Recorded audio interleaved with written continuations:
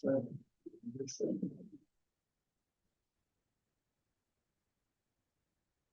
We'll get started as soon as the air live stream boots up. Are we ready? We'll go ahead and call this meeting to order. It is 6:30 on the dot. And thank you guys. We have a full house in here tonight, so I'm always very glad to see people in attendance at our meetings. And thank you for anybody that's viewing in on our live stream. Since we do have a lot of people in here today, if you will go ahead and silence your mobile devices, please. And I will ask Commissioner Brandon Pittman to lead us in our invocation if you do not care. Dear God, we thank you for the opportunity, dear Lord, to get together and do the work of the county. We thank you, dear Lord, for this beautiful day you've given us, God. And we ask that you just have your hand upon us tonight, dear Lord, to make decisions. Help us to make wise and prudent decisions that benefit as many taxpayers as possible in the greatest way. We thank you most of all for your son, Jesus, who died for our sins and for your goodness and mercy. In Jesus' name I pray, amen. Commissioner Jeff Hardy, would you care to lead us in the pledge tonight? Attention, salute, pledge. I pledge allegiance to the flag of the United States of America and to the republic for which it stands, one nation, under God, indivisible, with liberty and justice for all.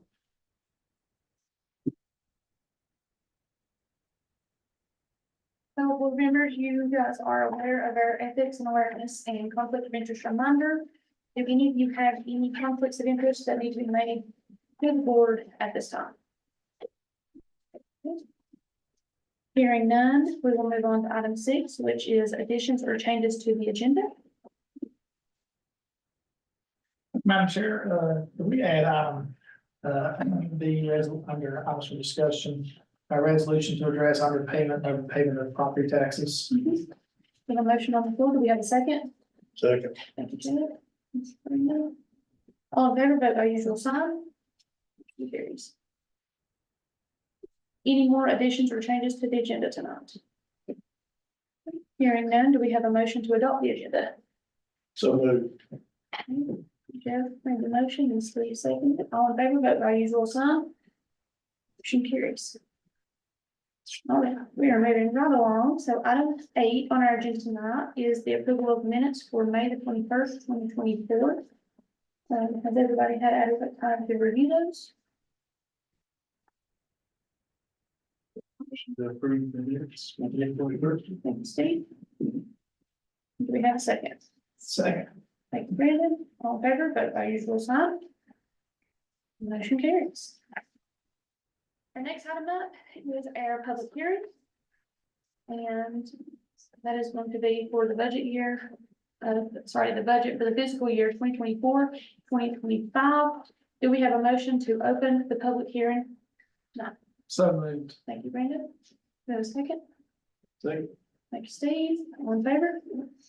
All right, Eleanor, I'm going to pass that off to you to read our budget message, and then we will call for any public input. Well, I want to reread this budget message, and then if anyone has any input here at the public hearing, we'll entertain that.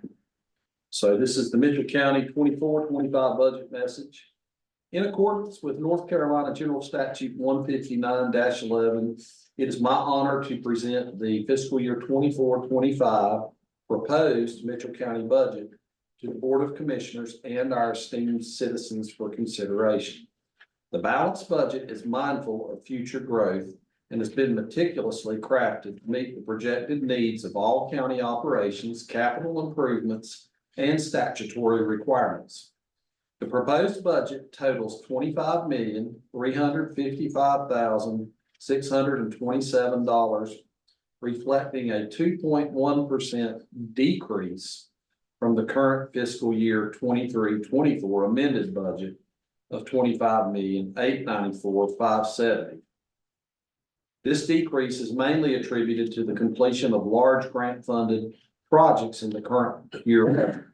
The proposed 24-25 budget is balanced with a tax rate of 56 cents per 100 valuation based on the current value of real, personal, and vehicle property. Tax rate remains unchanged from last year. The budget is based on a projected tax collection rate of 97.25%, with the current 23-24 fiscal rate collection rate trending above 97.32. We feel this budget's collection rate of 97.25 is both conservative and attainable. Revenues from sales tax are budgeted at $5,141,388, the same as last year. This conservative approach is informed by trend in economic data, which predicts sales tax revenue to level off. The revenue assumptions in this budget are based on realistic, not optimistic, projections. The expenditures for Mitchell County remain steady overall in the proposed budget, with most expense projections factoring in a 3 to 5% increase to account for inflation. As Mitchell County grows, expenses will trend up. From a new law enforcement center opening in October to the county operating the tag office, our citizens are being better served. The leadership of Mitchell County has a fiscal duty to manage growth in a responsible manner. As a result, those who receive funds from Mitchell County will be held to high standards of accountability. The proposed 24-25 budget is balanced and prepared in accordance with local government budget and fiscal the Local Government Budget and Fiscal Control Act. The budget represents our commitment to building a brighter future for all who call Mitchell County home. I would like to extend my gratitude to this Board of Commissioners for their diligence and valuable input into this proposed budget. I would also like to thank the Mitchell County Finance Department, consisting of Mavis Parsley, Christy Young, and Allison Smith. Their expertise and insight has been essential throughout the budget process. The charts on the following pages provide an overview of revenues and expenditures in the 24-25 proposed budget. The full budget will be on display at the Mitchell County Administration Office, and a public hearing is today. And so if anyone has any questions about the budget, they can feel free to voice them. Do we have anybody in the audience tonight that has any questions about the county budget? Hearing none. Anything else you want to put? We're good on there. All right, since there is no public comments, we will need a motion to close the public hearing at this time. So Jeff, we have a second? Second. Brandon, all in favor, vote by usual sign. Okay, motion carries. The next item up on our agenda tonight is item 10 under reports and presentations. And item 10A is going to be our employee of the month. And so, Ms. Taylor, if you would like to come up here. Everybody, this is Taylor Marchese. Yes. All right. We're excited to announce Taylor Marchese as the Mitchell County Employee of the Month for May. As our dedicated license plate agent specialist, Taylor consistently demonstrates her ongoing efforts and success in providing the best possible customer service to our clients. Recently, a customer from another county was told by their county's license plate agency that, that he would have to leave and return at a different time as they couldn't process his title work after 3:30. So the customer called Mitchell County LPA and spoke with Taylor. The customer was assured by Taylor that the Mitchell County LPA would be happy to help him with his transaction as long as he arrived by 5 p.m. Taylor also apologized that the neighboring LPA wouldn't be able to serve him and he was having to make the drive to Sprucepine. When the customer arrived at 4:30, he was very gracious and appreciative of the help and kindness shown by Taylor. As the title work was being processed, an issue occurred with his check he presented for the payment. So he had to leave and go to the bank to get it corrected. Taylor stayed until he had returned to pay and finish his transaction, which was after the 5 p.m. closing time. The customer was extremely grateful. Thank you, Taylor, for providing excellent customer service, kindness, and dedication to take care of all the clients who arrive at the LPA for service. Congratulations, and thank you for going above and beyond and providing outstanding service. And so we are going to make you take a picture with us. And so if you go in the newspaper and then you also do this. So, all right, again, I'll gather around Miss Taylor. We'll take the picture. I didn't know what I was saying here. It's saying right there. I'll just look at the. You always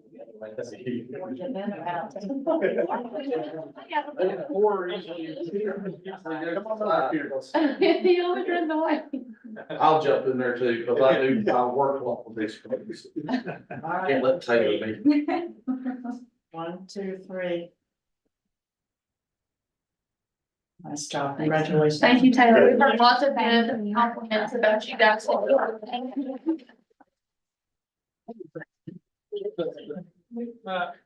Moment of personal privilege, if I may. Yes. I do a little bit of title work myself, and, people don't understand how difficult and, cumbersome title work can be in North Carolina. You have all kind of scenarios that come up that, it's always clear what you should do. And, I kind of expected that there would be some hiccups at first with, a new license plate agency, but all my experiences with these ladies, they are just on top of it, they didn't miss a beat. And they're doing a great job, Spruce my tag office. She said I've had lots of good compliments from the citizens. Because we don't have to stay through the whole meetings, because sometimes they're rather lengthy, but if you want to stay, you are more than welcome to. We're done.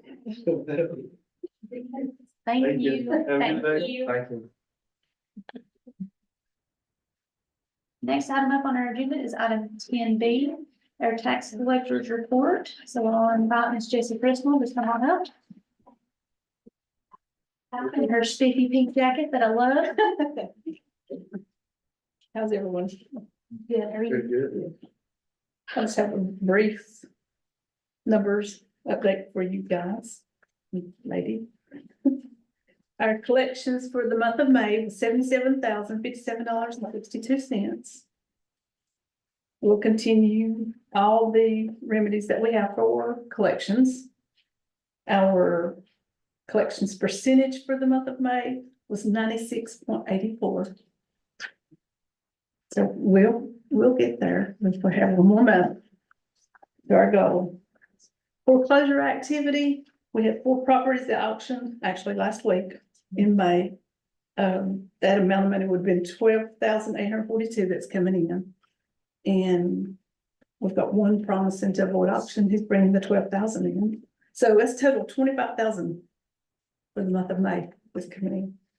And then for the month of June, we've got 3 more. It's one auction, 14,000. So You guys are just ever gonna wait that list, aren't you? we keep on, So, keep on keeping on. thank you, Jessie. Does anybody have a question for her?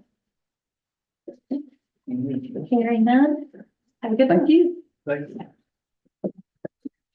Next item up is item 10C, which is our Mitchell County EOP presentation.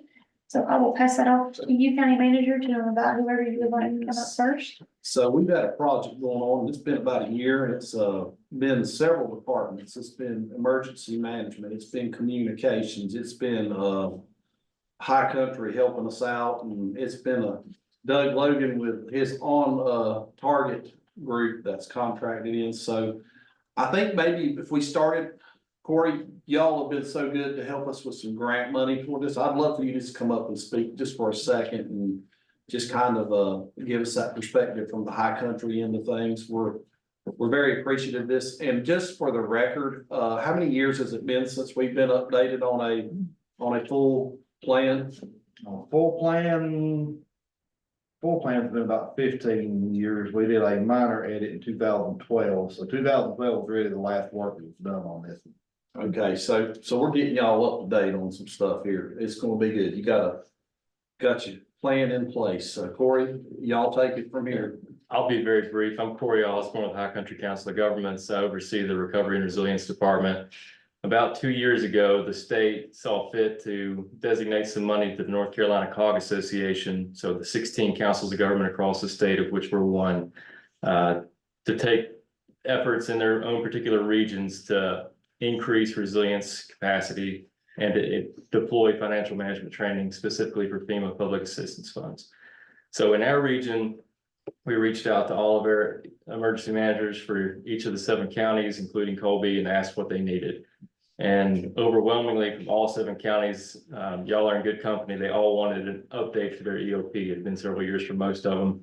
And so they all wanted to do a comprehensive update and rewrite. So a lot of places, most of our counties actually had EOPs that were in inaccessible or non-editable formats from, 2 decades ago. And so through the course of this, over a year and a half long process now, contracting consulting firms like On Target Preparation who know how to do this work, we're able to leverage those grant funds from the state to update EOPs in all 7 counties, including Mitchell County. You all had the largest project by far of all 7 counties. We did an EOP update, a continuity of operations plan, and then also a review of your THIRA that staff had done in-house. So we were very fortunate to be able to use so much grant funding in Mitchell County. We appreciate y'all taking advantage of it because we were scared there for a while. We weren't going to be able to leverage all of it as much as we like to. So we appreciate the partnership, and I'll turn it over to people who know a lot more about this stuff. Thank you. Thank y'all.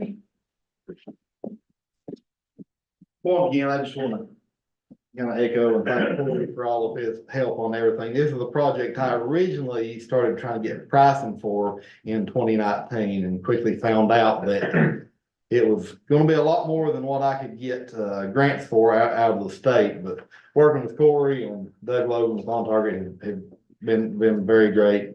We went through piece by piece through the whole thing. It was definitely time for an update and on a lot of it, bring everything up to current standards and terminology. But I'll go ahead and pass it off to Doug and thank him for his hard work and let him explain the nuts and bolts to everybody.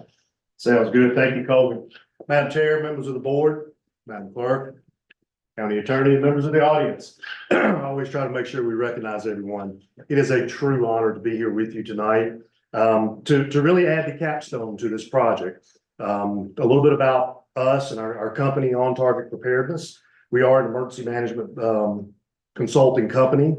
I've been in business now for, excuse me, going on about 13 years now. We have probably about 150 years worth of emergency management experience collectively across all of our employees with that piece of it. We are, I think we have 24, 25 full and part-time consultants on our firm. The good thing about it is we don't have a brick and mortar. We're a small firm that actually cares about the quality of the product that we provide for the customer. And working with the customer is more important to us than the bottom line at the end of the day. So it has been a true privilege. A little bit about me. My name is Doug Logan. I work for Granville County. I was the emergency management director there for 25 years. Prior to that, I worked as a EMT medic on the back of the ambulance there and was volunteer fire. So I've been in and around emergency services all total now pushing 40 years by the time I had got started in on that. It's always been a passion of mine is to work with emergency management. I had the opportunity to retire from Granville County in 2019. And about a year later, I got called back into service as county manager for about 4 months, interim county manager, while our county commissioners performed their search to replace that position. So you probably saw me nodding when y'all were talking about your budget. That's something to be proud of, that you were able to hold those numbers like that and still be able to provide advancement. In fact, to cut your operations budget in a time when everything is costing so much is truly an honor to or a credit to the commissioners and the work you've done there, and your finance and county managers work on that as well. So with that, we were hired, and forgive me, I tend to move around a little bit when I present. We were the successful bidder with the High Country Council of Governments to provide emergency operations plan. We're going to call it a rewrite. It really wasn't an update as much as it was a rewrite. We used elements of the existing plan throughout the process, and we're able to bring forward and change a lot of the broken links, the general statutes that were no longer there. North Carolina General Statute 166A that governs emergency management. That was changed probably 10 years ago. And the references in here were to ones that are no longer codified within 166A in your existing plan prior to this particular one that we've redone. So we've gone through and pulled out the essential parts of what you had, provided those to Colby and Stephanie in a lot of ways. And I think the sheriff's department was very active in a lot of this. A whole community, a whole county effort to review the information. We would give proposals. They made us a proposal back, and we made the changes according to the plan so it would fit Mitchell County. The good thing about it is a lot of the language within these plans across the state remains the same, mainly because our operations should be very similar to each other so that we can help each other during those times. Before we get deep into it, you heard from Corey. Again, thank you so much to the High Country Council of Governments for their work in spearheading these projects. On target preparedness, we were very fortunate to be the, I guess, not the fiduciary, but the recipient of the successful bidder for 5 of the counties in the High Country Council. So I figured by my count right now, this makes about my 14th trip across the state coming out to the beautiful mountains. So I'm in a way, I'm glad to see the project come to a close, but in another way, I'm kind of sad to see that because of my opportunity to come here and stay and enjoy the area. But we're very fortunate with that. And I will say before we get too much deeper into it, you are also very fortunate to have the employees that you have here, the diligence that they have, Colby and Stephanie, especially with their just pure, dedication to the county and the expertise they bring to you within those. So if you allow me a little bit, during my years, whenever I would make a presentation, one of the first things that I always put up, this slide follows me pretty much everywhere I go. And it's one of my favorite sayings when it comes to relating to emergency management. It's accredited to Louis Pasteur that chance favors the prepared mind. And that pretty much means that I would much rather be prepared than I had to be lucky. That way I know when I walk into it, that's what we're doing. And this emergency operations planning project, the continuity of operations and the THIRO, which we'll explain a little bit later towards the end here, what that was about, is all part of being prepared. So allow me to digress somewhat and go into the basis of what emergency management is. It's probably the absolute baby of emergency services, if you will. We know about the fire services. We put the wet stuff on the red stuff. That's what we do in the fire services, plus a whole lot more. But fire services, there's always been a saying that we have over 200 years of service unhampered by progress. Let it soak in for a second. Fire is tradition. Fire is tradition. Law enforcement, we know what law enforcement does. They serve and protect. That's written on the side of the majority of the cars across our nation. They serve and protect. They enforce the laws. They protect our citizens and provide security for our area. We know what they do. We know what EMS does. They come and they pick up and transfer or report the sick and injured and get them to definitive treatment in a hospital setting. But what is emergency management? Well, emergency management, put as simple as it can possibly be, is the effective management of emergencies and disasters through what we call the 4 phases of emergency management, which are preparedness, response, recovery, and mitigation. So at any one time, as you see there, it's represented in a circular motion because today in emergency management, Colby may be working on preparedness. He may be going out and doing talks to schools, or he may be going out and presenting to civics groups or making public service announcements or anything, or reviewing plans and making sure they're up to date and accurate and all the equipment that's necessary. At any other point in time, he may also be doing response, recovery, and mitigation activities. So it remains in a circular thing. We never start and stop, but it's a continual motion within emergency management. Where'd it come from?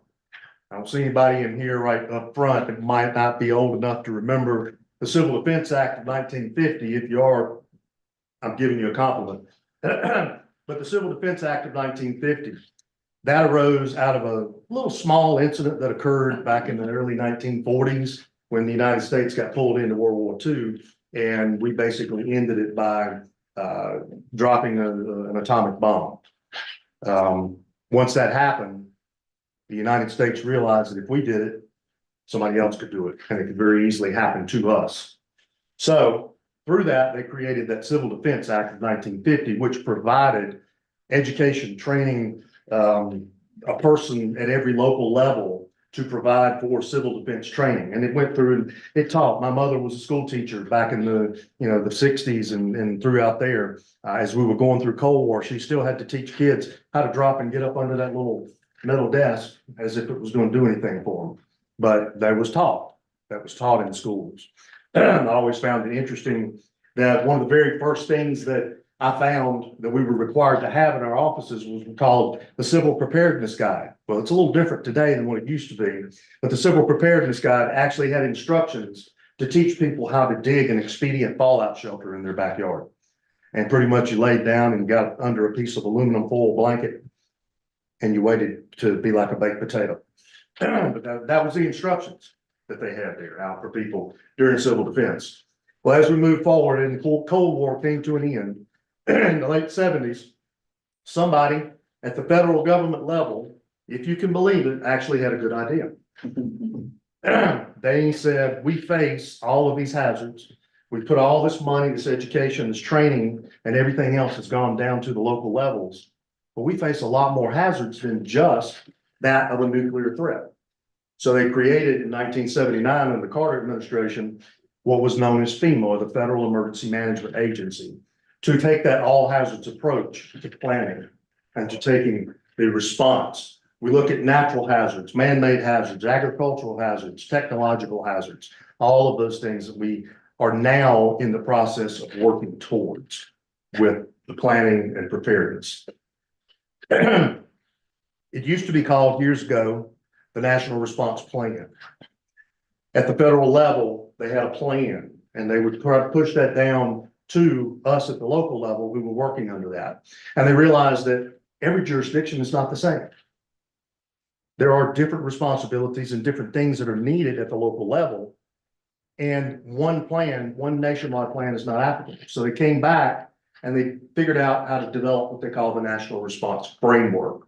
So within that framework, it helps us develop community plans that are applicable to our local communities.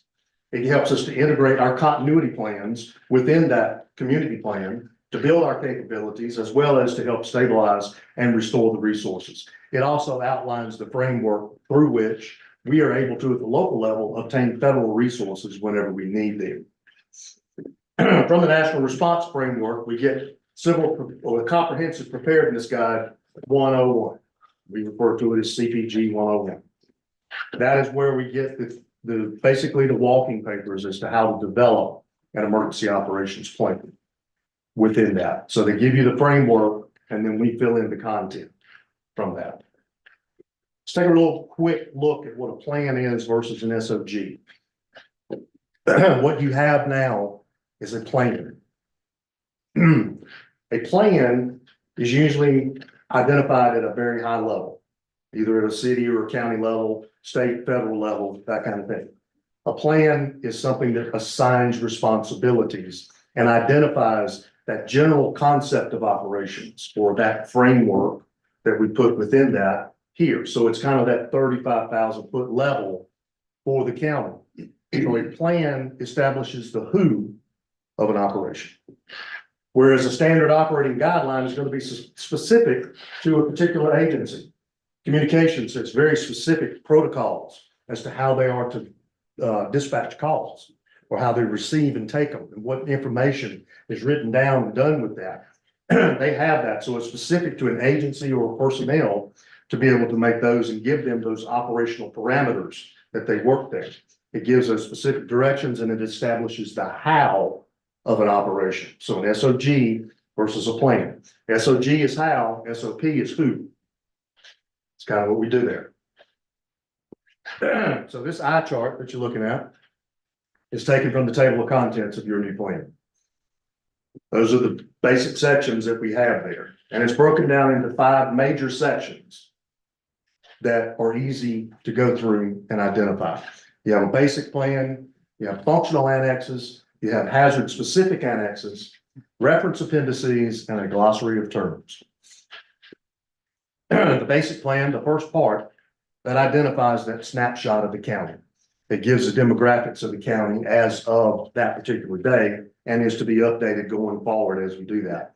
It lays out the purpose and scope of the plan as to where, how far reaching does this plan get there? So it identifies who and how it is applied during an incident. It gives planning assumptions. We have to make certain assumptions in order to make certain plans and to be able to do that. So we make assumptions. One of the more general assumptions is that every action we take in emergency services under this plan is not going to be popular with the general public. That may be legalese in some certain terms, but for the most part, there are other planning assumptions, such as that we're going to be able to have sufficient notice before something comes in, if we're to implement this particular emergency operations plan. One of the most important sections of this, or pieces of within the basic plan, is the list and the assignment of responsibilities. This is where it goes down the list and it says the chairman of the board has these general things assigned to him or her. The county manager have these general things assigned. You'll notice the longest list goes to this one, emergency manager. Responsibility for the emergency operations center, responsibility for the preparedness and all the other things that have to be there. But the general concept of operations and the assignment of responsibilities. It also talks about plan administration. How is it going to be handled? How often is it to be updated? How often should it be exercised or tested to make sure we're using that? And Mr. Attorney, you'll appreciate the fact that we have legal authorities and references in there. So we talk about our functional annexes. The plan that Mitchell County had in place years ago, prior to Colby being involved here, was a really, really good effort that was done across the state of North Carolina in a bunch of counties. That's why we've been so busy in the last year is trying to get that done. A consultant created a website and went in and made this plan available through a website. Unfortunately, it didn't give you a printable copy and it didn't give you a way to edit the copy. And it also went through, if you were to figure out a way to print it, which we finally did, but if you figured out a way to print it, it was almost 600 and some pages long. Who's going to sit back and read 600 pages of a document to be able to understand that? What it did was try to plan or write out the SOGs within the plan for every single incident that you may face.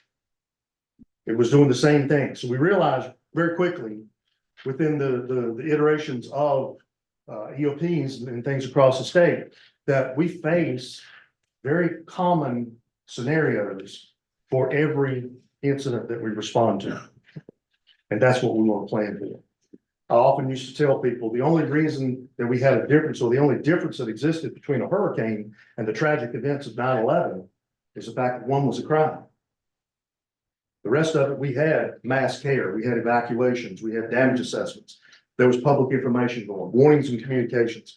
All of those are functional annexes that address the concept of operation. So when it comes time to need to know your general concept of operations to perform damage assessment, you have a section in there.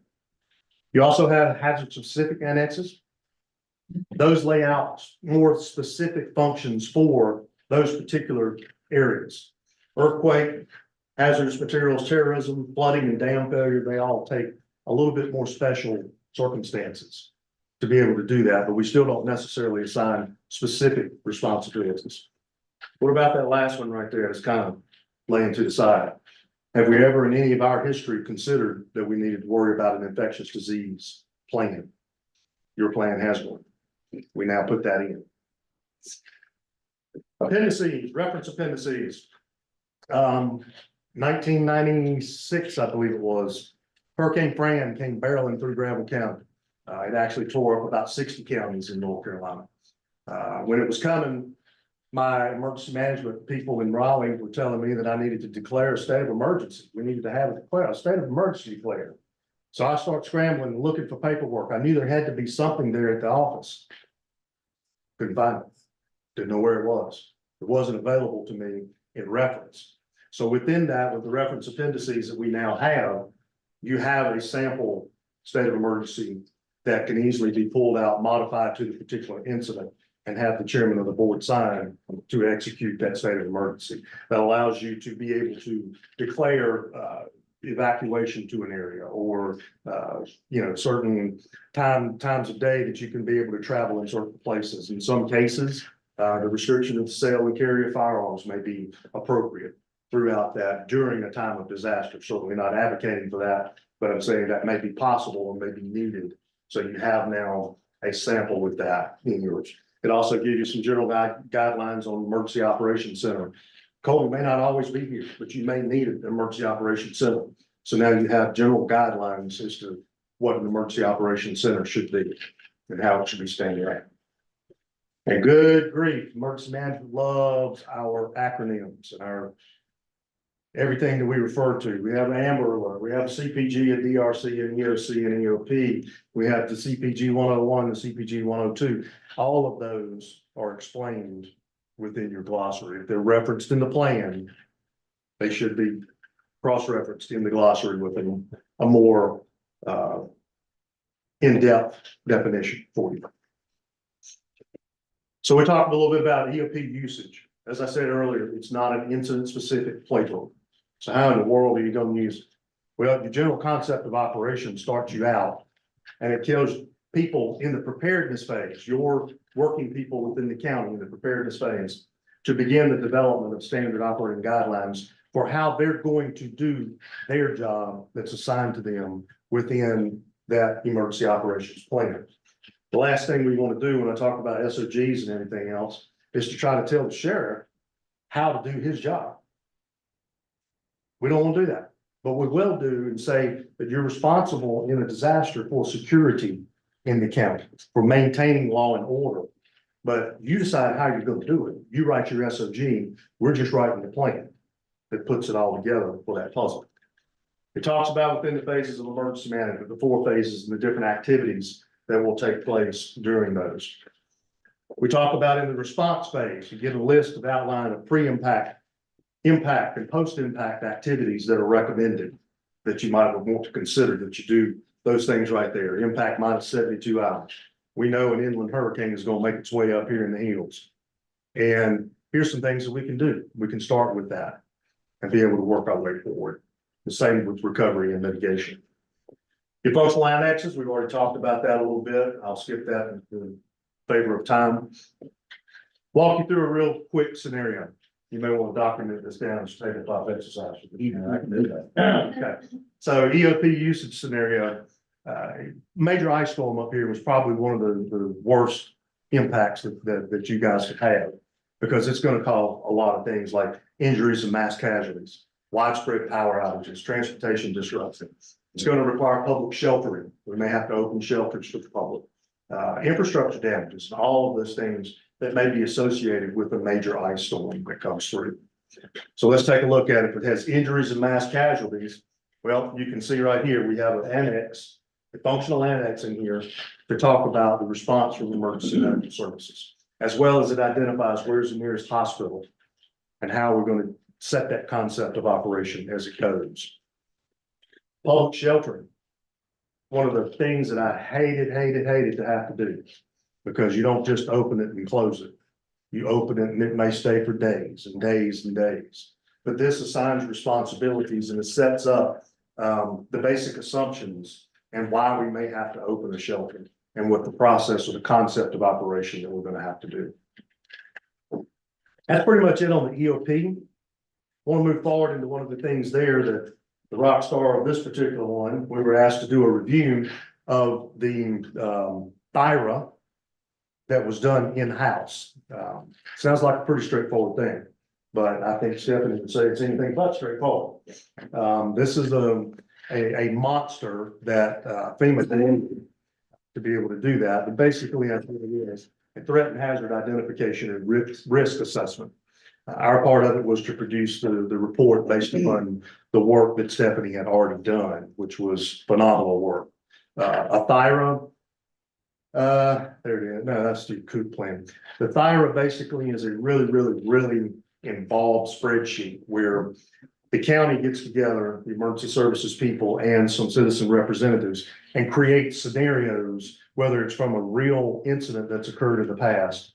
And then you say, for that, we would like to have reached with public information, 75% of the population within 2 hours.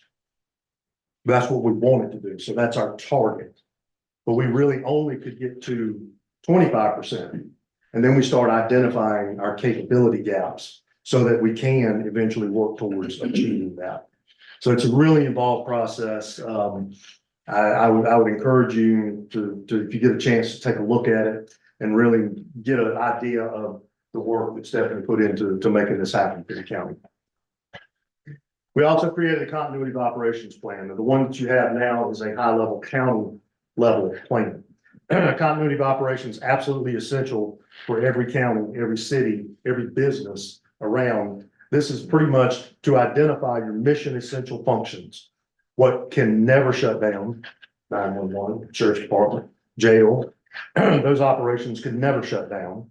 And if for some reason something happens to make them shut down, how are we gonna move forward to reactivate the backup center for the 911 center, if that's the case? How do we do that? How do we keep that on the air?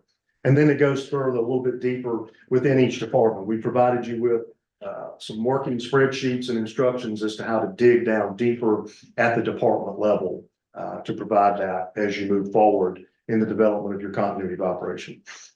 So that's just really quick about that, but you do have now a high level continuity of operations plan for the county to identify mission essential functions.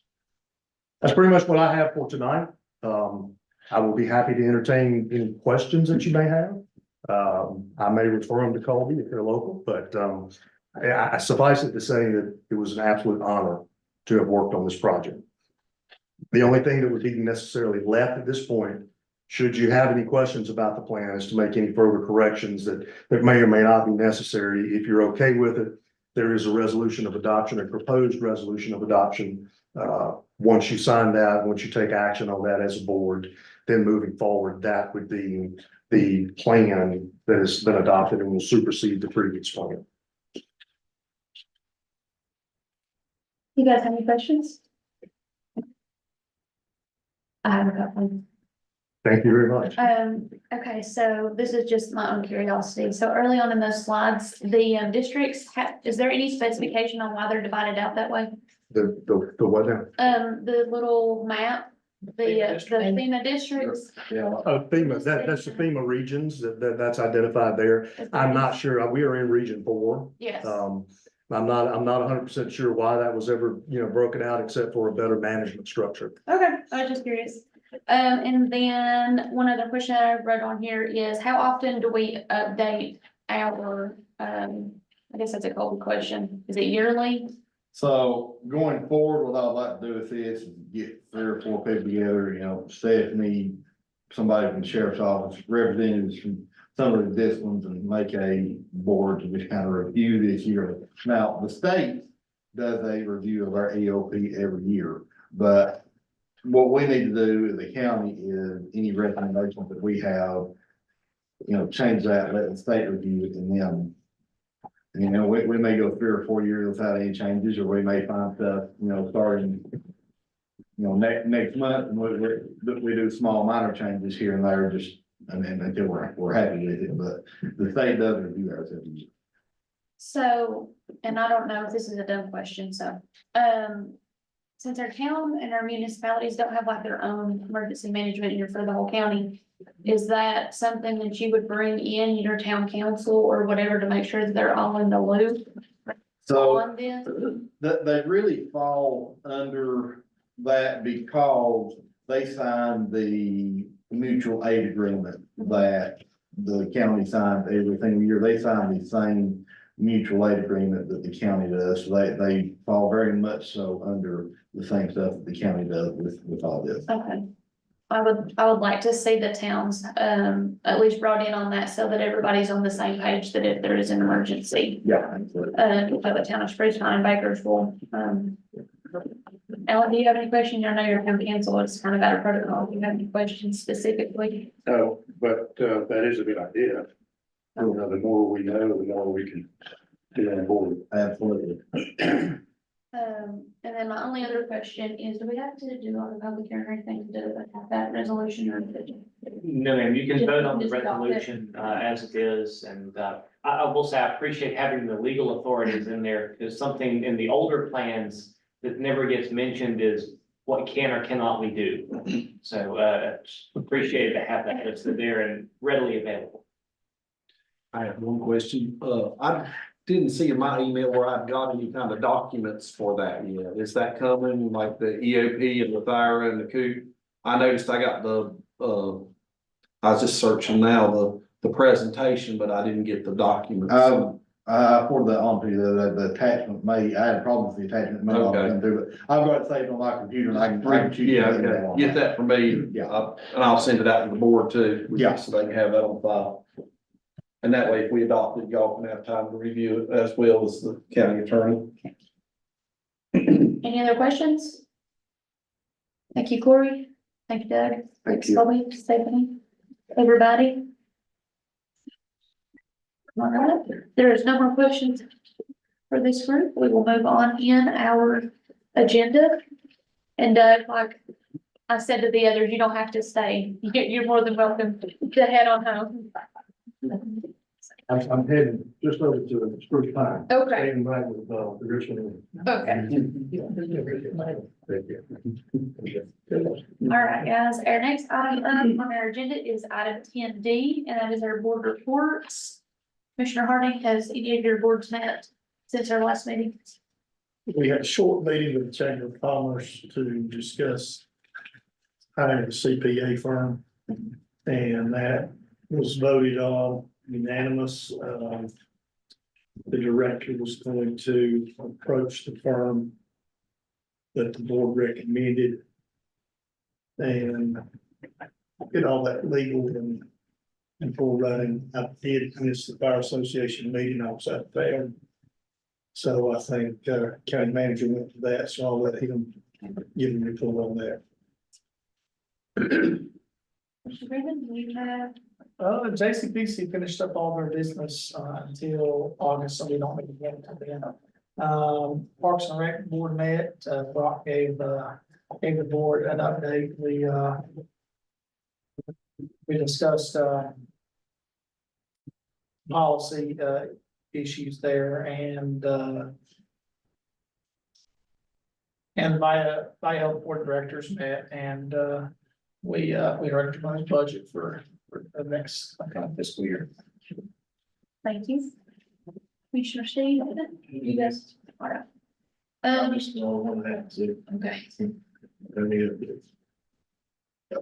all right, the TDA will have appointments that need to be made here in the next couple months, so be thinking if there's anybody that you would like to put on that. I know that one's gonna be coming up in the next couple months. I want to give you guys adequate time to think. How many vacancies will you have on? I'll have to double check with Kelly. I think there's 2. Good. I know with Whitney's time constraints, she's missed a couple, so we may have to appoint somebody per bylaws sooner than August. The annual conference, I know Taylor touched on it last meeting, but it is August the 8th through the 10th in Forsyth County. And if you guys want Christie to get you signed up for that, I'm sure she'll be more than glad to get her to go ahead and sign me up this week. So if there's anybody from the finance office, county manager, commission board, anybody that wants to go, we'll get signed up for that. Next week in Raleigh, for the North Carolina Association of County Commissioners is County Advocacy Days. And so I will be going to that. Every county will be represented with the exception of like 10 so far, I think, have not been signed up. So I think that'll be a really good time to meet with legislators across the whole entire state. If there's anything specific that you would like for me to brag on Mitchell County about, that is the time for us to shine. So just get that to me before next week. And let's see, we met for the animal shelter. And they are looking for another board member to go on there from Mitchell County. So if you know anybody or anybody in the audience or anybody in the live stream has any interest in serving on the animal shelter board, please let me or Alan know so that we can direct you to where to sign up for that. And then the only other thing that I seen in my email before we got in here was that they are doing a groundbreaking ceremony June 17th for the auxiliary gym at 10 a.m. So, I didn't see anybody else CC'd on it, but it may have been BCC'd, so I don't really know how that works. But I think that's everything that I can think of at this time. So. Put the agenda back over here. Okay, our next item up for discussion is 11A, which is our budget amendment number 9. So I will invite Ms. Magus firstly up to discuss that. This is budget amendment number 9 for 23-24. it's gonna increase our budget by a small amount, $286,000. And really, I think, Tammy touched on it earlier in the DSS meeting. What I did was kind of hold, social services and transportation and kind of did them together into one because some of their federal and state money had changed. We had to do some moving around in some of the programs. So mostly that's what is in this will be some DSS and some transportation moving around, with the exception of, we did have, some small, things in senior citizens with their trips and tours and special contributions. We also have had quite a bit of additional revenue in recreation due to the growth of their programs. So we recognize some of that. And some additional cost at the Mitchell Yancey transfer station is in here as well. Other than that, we should not have a very big one at the end of the year. We'll do that one on June 25th. But the way we've kept up with these almost monthly, we're not gonna have, which is gonna be great. We won't have one of those big cleanups at the end of the year. We've kept it kind of clean throughout the year. So that's all I have. If anybody has any questions. And Mavis, we will be doing our adoption of the budget. Is it the 25th? 25th, I think you said 8 o'clock. So we'll do one final, just anything else that comes in this month, clean up on the budget amendment, and then we'll do the budget adoption. I just want to make that for anybody in the audience or the live stream. Right, and that'll be the 25th of June. Any questions for Ms. Mavis? Thank you. All right, thanks, Mavis. Make a motion to approve the budget amendment number 9. Second. Thank you, Steve. Thank you, Jeff. All in favor, vote by usual sign. Motion carries. All right, next item up is 11B, a resolution to address underpayments and overpayments of property taxes. And I will seek counsel to discuss that. Yes, ma'am. So the North Carolina General Statutes, as they deal with finances, acknowledges that there are certain things that will cost us more money in staff and postage and envelopes than may be worth pursuing and following up on. So to that end, they authorize the tax collector and the tax assessor to take certain steps related to both underpayments and overpayments of taxes. Underpayments of taxes would be where someone writes a payment for their taxes but shorts us a small amount. And an overpayment is where they write us too much money. And when it comes to setting our budget of how much effort do we spend to try and track down 89 cents or $1.35, the statute says that our tax administrator can be directed not to pursue small underpayments. And the statute lets you adopt a resolution up to $5 being the cutoff limit before the tax collector has to go send notices and letters and garnishments and those kind of things. For overpayments, it lets us hold up to $15 before we need to go track the person down to make them cash a check. Because what happens is if you write someone a check for 36 cents, you're going to be carrying forward an uncashed check every time you reconcile your checkbook for 36 cents. And a whole bunch of those can cause a real headache for your finance officer. So the statute contemplates that and lets you hold those funds without, unless a taxpayer says, hey, you're holding on to my $1.89 or up to $15 is the statutory limit.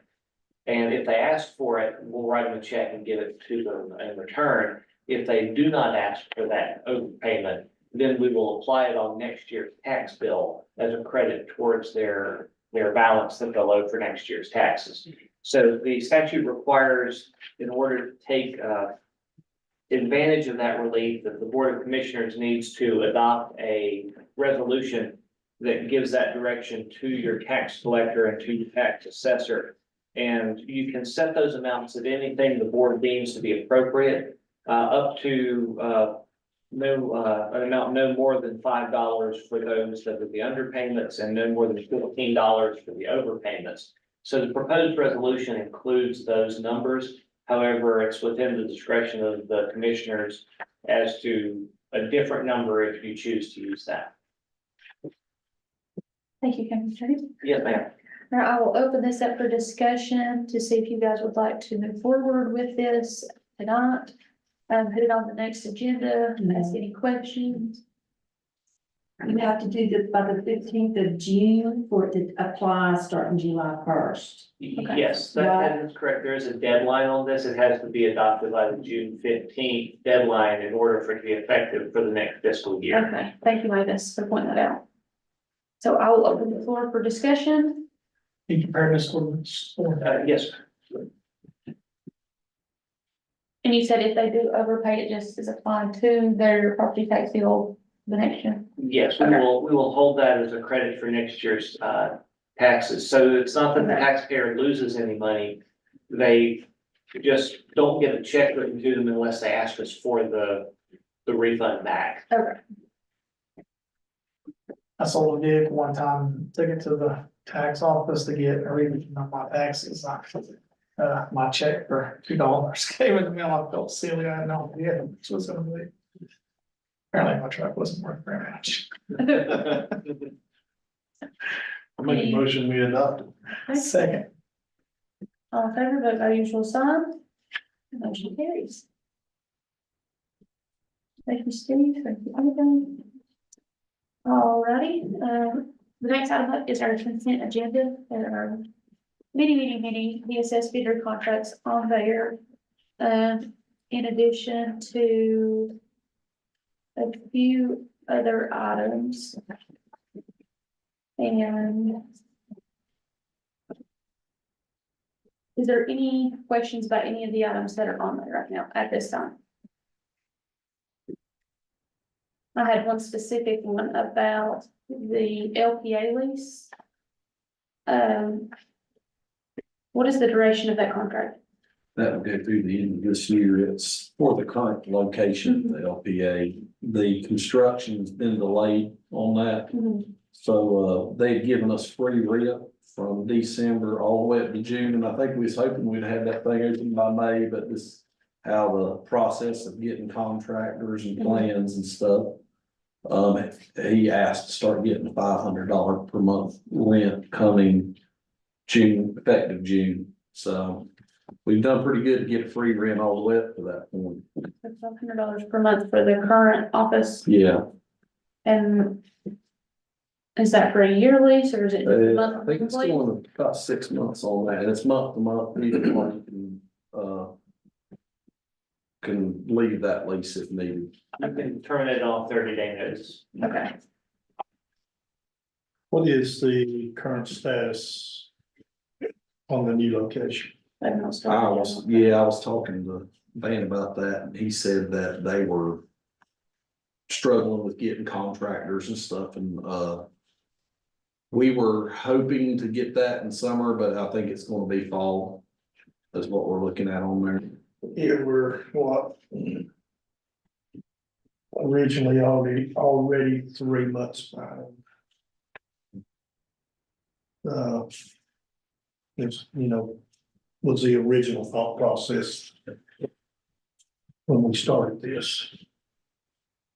And I think, several complications have led into this point, and now it sounds like we're gonna be another 6 months behind. Best case scenario, possibly 9 months. So we will just revisit this contract in 6 months?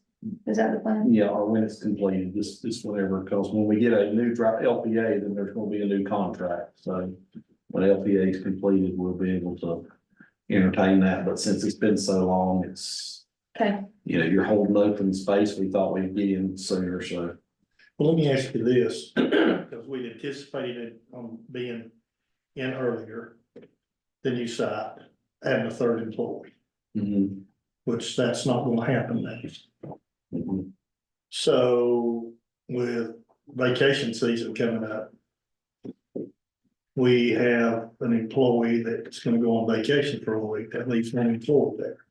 Mhm. How does that employee go to the bank, go to the post office and go eat lunch? So I've Or talked to go to the Shelley, bathroom? about that a couple of weeks ago, and we are moving forward with hiring a part-time So we haven't set that position yet, but, you know, we're looking at the vacation season coming on. We're gonna let them shadow and let them get limited hours, but I think that's what we're gonna have to do because, I know there's several of them that's already set in. I think Shelley's put in a week of vacation in July, so we're gonna try to get some backup up there, even if, you know, initially, if that person's just watching and able to be a second person in the office or someone to say, hey, she had to step out to the bank, you'll have to wait 10, 15, 20 minutes if they're not fully trained. But yeah, we've been looking at that. I did speak to Glenda about that a little while back, and he's kind of wanting to launch it on the new fiscal year, but you know, we may have to pull it out a little earlier. So we advertised yet? We have not advertised yet. I was, just a little bit, like I said, I wanted to get everything running into the new fiscal year if I could. That was my reasoning on that. Okay. Any other questions for the county manager? Any other questions about the items on the consent agenda? Okay, Make a motion to approve the consent agenda. thank you, Steve. Second. Thank you, Jeff. All in favor, vote by usual sign. Motion carries. All right, our next item up is item 13, that is our finance officer's report. Mavis, do you have anything else in addition to what you've already presented? No, I'm good, thank you. All right, thank you, Mavis. Item 14 is our county manager's report. Be done. I'm here a little bit. I got some stuff I'll share now. I might share a little bit later. On my, county manager report, which I guess is not over my desk. I'll just wing it. So we're working, as Jeff had mentioned earlier. I'd met with Fire Association, trying to get a little more involved in that end of the job, and we have, so y'all voted to, approve some water points to help with ISO ratings, so we're, in the process of that. We got one more visit before we get those, water points certified. I am revisiting fire contracts, which I'll talk to y'all a little bit about. And I know that at the Fire Association meeting, the fire chiefs do want to talk at some point with us. So it might be we do a two commission meeting with the fire chiefs at some point in the near future. Also kind of looking at updating an ordinance, and I sent this to Ford, that is pertaining, it's a 1992 alarm ordinance. There's a specific motel in Spruce Pine that has a lot of alarms. And what happens there is it triggers fire response. Our volunteer fire departments are using their diesel. They have to go out there to that triggered alarm to give it the approval to go off. So what we're looking at on that is just updating that existing 1992 ordinance to where it'll be for 2024. A lot of things on that has changed, so I sent that before today to take a look at. I would ask the commission board to maybe come and walk with me at the new law enforcement center, and sheetrock starting to go up on the walls. I know I took my finance staff out there, and they kind of was getting a little jealous when they saw it and was seeing some of the fancy stuff they got out there. And so, you know, I don't want to make y'all, you know, just want to move out there and hang, but yeah, law enforcement center's looking really nice. Also want to send out a very special thanks to Brandon Pittman over here. We have been unloading furniture trucks. We had, I want to say about 9 to 10 truckloads of furniture coming into the county that was, minus the cost of shipping, was free furniture. Via, due to Brandon's contacts on with the Via board, he got a really good lead on furniture, and we met up and went to this giant warehouse in Kannapolis. And we walked into this warehouse, and it is I'm talking 20,000 square foot room. And it has about 2/3 of it's full of very lightly used furniture that I would put on the new value of that furniture is probably $250,000 plus of furniture. The likely use value of that furniture is probably $80,000, $90,000, $100,000 furniture. So that furniture is gonna outfit the law enforcement center. It will update DSS, because I know Value had a very, since they worked with DSS, they were very much interested in making sure DSS took advantage of that. It will, also, outfit our future needs at Bowman. Anytime, anybody in the office wears out a chair, we have them covered on the chairs. I'm talking like about, 300 chairs. So anything from these type of chairs to those type of chairs, U-shaped desks, desks with hutches, filing cabinets, you name it. We have a warehouse full of office furniture, but I just want to say thanks to Commissioner Pittman on that one. That was a good catch. And I think that concludes my county manager report. I think I remembered most everything I wrote down, so we're good. I'll just say I appreciate Vio's great partner in Fletcher County. Always really good to work with. Mavis, did you set them straight in the law enforcement center when you went to the? Oh, yeah, see, we had a couple change orders after she came there. We went from block walls at the sheriff's office, to concrete or to sheetrock walls, and it will look nice. Females do have a different view of things when we look at it than men do, so. You guys are a lot smarter than we I are. know, they have a lot better sense of, That's the reason. of organization. Anything else on your report? No, thank this board for working. Any public comments? Anybody change their mind and want to speak tonight? Okay, so under board comments, Clayton had asked if I would bring this up, and so I think I tried to touch base with everybody beforehand. So that they were not, blindsided for, I didn't touch base with you on the guard, but it's nothing bad, so. But he said that he was interested in, maybe the county taking Googe instead of Bowman. And I did tell him that Googe being in a, not only a 500-year, but a 100-year, flood zone could potentially propose some issues. That we had already signed an MOU. Stating that we would be taking Bowman once they closed it.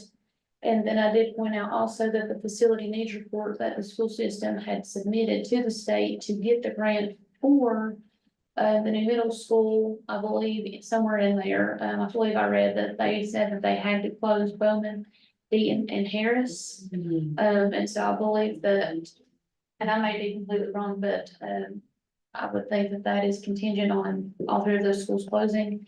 So if they did not close all three of those, they would possibly maybe have to pay some money back or something, I don't know. But I did tell him that I would bring it up to you guys, and if there was any discussion.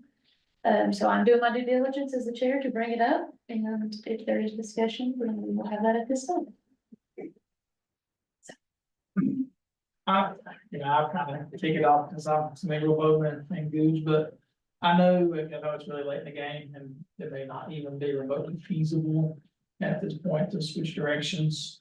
But I think the logic is that, traffic flow would be much easier at Bowman versus traffic flow at Googe. Googe, I know will bust our kids over for various programs, at the auditorium. We don't have enough space for their kids to meet. That was another selling point of this. And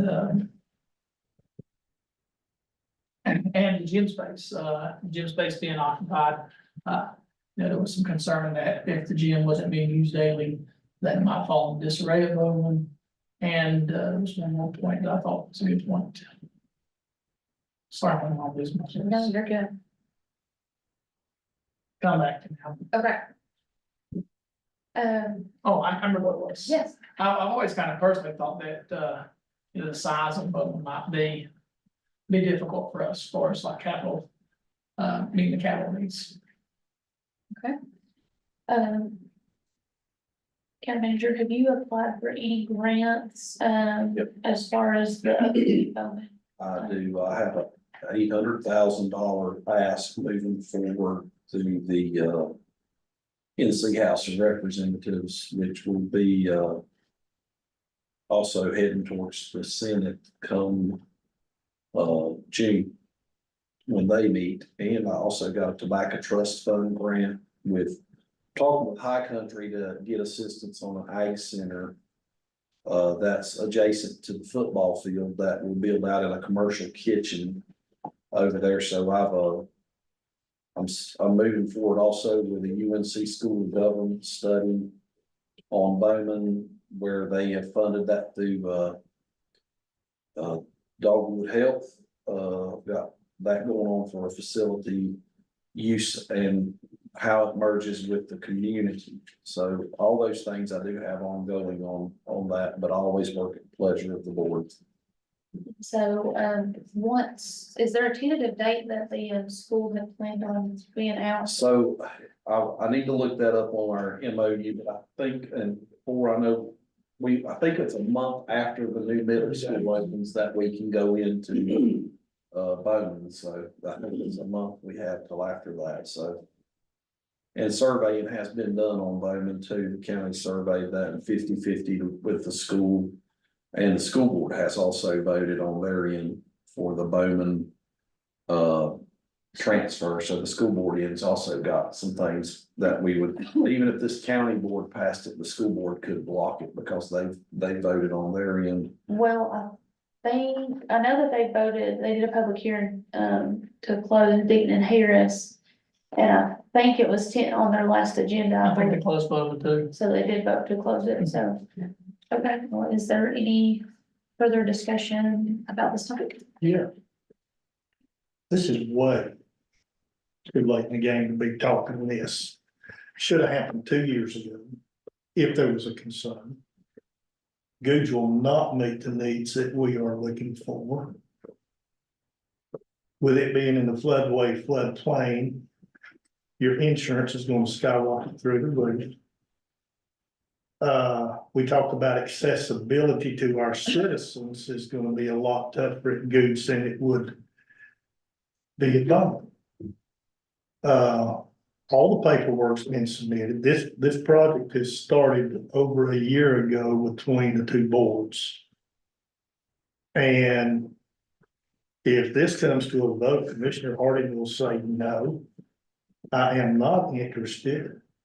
And I'm not interested in Goods, so put all three of them up for sale, and we have no property here in Bakersfield to help this community grow.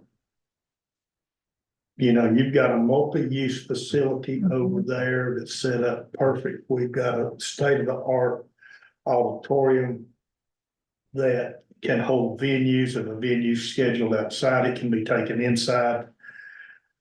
It is only going to, and Alan's sitting here, he's a town council for Bakersfield. It's only gonna make the town and the community of Bakersfield stronger and give a lot more opportunities. I mean, you know, we've already looked at moving our 4-H program, our ag program to a separate location over there. We've got a show field if we need to do it. Several options. I mean, there's been a lot of discussion as far as what county agencies go over there to make it more convenient for the citizens of the county. So, you know, there's a lot of options that's been discussed, and you know, school's been out, school's gonna open back up in 2 months, and we're looking to change sites. That don't make any sense. I mean, that's nothing against you, Clayton, but brother. You know, I'm talking to the. Oh, it looks like he's not in here, Jeff. I know, I'm talking to the owl in case he's live streaming, but this is, no. Okay. I gave him my word that I would bring it up, to give you guys discussion, because that's kind of where his headspace was. And so I felt like it was fair, you know, anything, I try to be fair and equal across the board, so. You're an equal opportunity employer. That's exactly what Linda would tell me to say, yes. Any more discussion? Okay. So we have no public comments. I believe that we do have a closed session. Can I make a couple of more comments before we go into closed session? If you would since it's like to. Okay. One thing that's taking place tomorrow. Search is having a meeting at the Whitson Building. It's 8:30 to 11, will be a presentation. It looks like a very good lineup of information that will go back to what they're doing, our health issues in the county, and also, and Linda, you help me here, our drug awareness, our opioid problem that we're having, other things that's going on. I think it'll be valuable information. If any citizen wants to show up, if you would like to come, I think that would be helpful. You know, we'll gather a lot of information. I'm planning on going. It'll be a long meeting. And then something I'd like to mention to the board that we have discussed in the past, but we never got off the ground. This would involve county attorney. You know, we talked about a demolition policy. So, and we never did get one written. We never did pass it. And basically, you know, we've got an inspection department. So if you want to remodel or do a new build, you can come, you know, everything has to follow inspection protocol. The same thing would be with a demolition. Now, that's not going to be if Fred wants to go tear his barn down out here. But we all realize us that live in Spruce Pine, we've had an issue with 2 or 3 buildings there where the owners gone in and gutted the building and left it in disarray. And has no structure, no plan, nothing to say, okay, this, and this has to be done in this time frame, or we're gonna find them. So I don't know if this board is still interested in looking at something like that. You know, I am as we have people move in our community and welcome all people come into our community. Whether you want to live or you want to be a business person, but want to make sure you do it right. And you don't come in and deface and destroy property with no accountability. And there's 2 unsightly buildings in Spruce Pine that this has happened to in the last year and a half with no recourse. So I don't know what everybody else's thought process is. You know, I see that being somewhat of an issue for buildings that are attached like that. You know, I think you probably have very few of those in the county outside of the municipalities as a whole. You know, my thought process on that is that seems to be, you know, just on the surface, seems to be more of a town issue than a county issue. It probably is, but I think the towns are going to use county policy. Most times they follow us. I think I'm correct in saying that. They want us to do the lead on that. Another instance, I don't know if you guys remember, but the old Hampshire hose rebuilding on 19E. The owner hired a gentleman to go in and remove the building, clean everything up. The guy went in and took all the good steel and stuff that was worth anything, sold it, left the property in disarray. And then all of a sudden had a fire develop up there that ended up getting a little bit out of control. And luckily, the only way we could enforce that was, and I couldn't tell you what the rule was through building inspection, we were able to have a little bit of force put on that situation. But what happened to the owner ended up happening to the owner who had already paid to have the building torn down, all the debris hauled off, etc. He ended up inheriting a tipping fee at the landfill because the contractor didn't honor what he said. And I see, Brandon, you know exactly what you're saying, and it more is, you know, the municipalities or the towns, Well, you have outlying areas of town, but I'm not talking about like an individual. structure. Yeah, Talking about attached buildings where if you mess with the. there could be an attached or unattached building, either one. It seems like it'd be more of an issue though in an attached building. Will the intent of this be focused towards commercial buildings or Is That that would what be- you wish to make? Well, I think, yes. But then we don't have a zoning ordinance in Mitchell County, so commercial property would only apply within the municipalities. Is that correct? Our ordinances don't apply within the corporate limits of a municipality.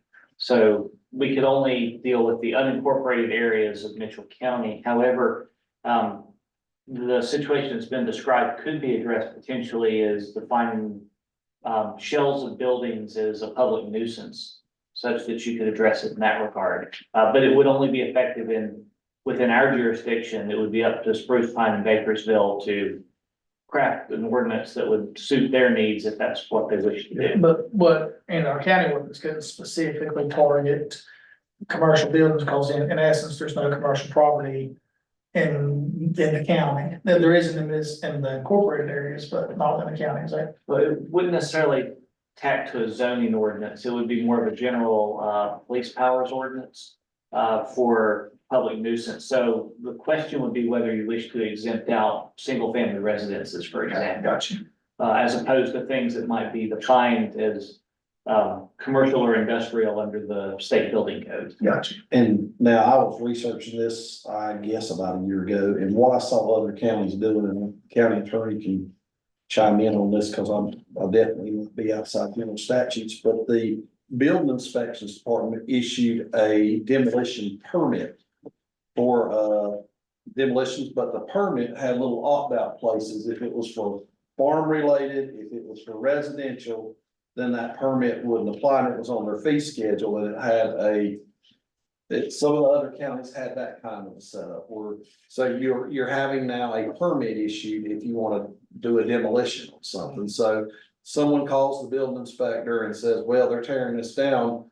The building inspector can go have them do a demolition permit, and it might be free of charge if it's a barn or if it's a residential or, but if it's commercial, then they would pay for their permit and go through an inspection of the demolition permit.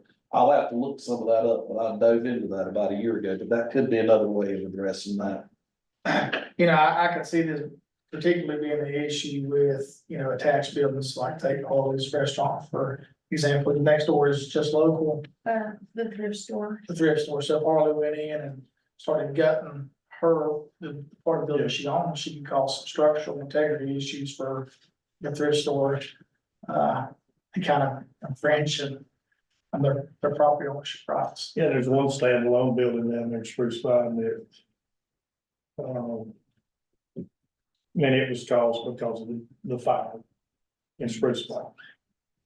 But it's very structurally unsound.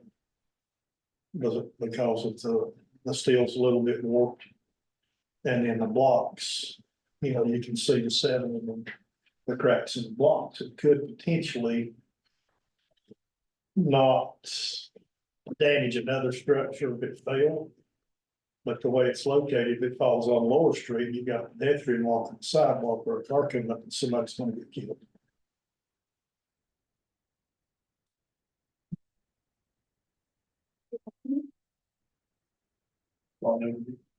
No, my heart's content. All right, and we do have a need for 2 closed sessions, and those would be. We will need a motion to go into closed session, to general statute 143-318.11, A section 6, and also A section 3. Yes, ma'am. Okay, Just a second, it seems like good now. and then take a 2-minute recess so that you can go to the restrooms, and for that closed session, I will need the commission board, the attorney, clerk to the board, and Linda on the first half of it. Yes, please. Okay.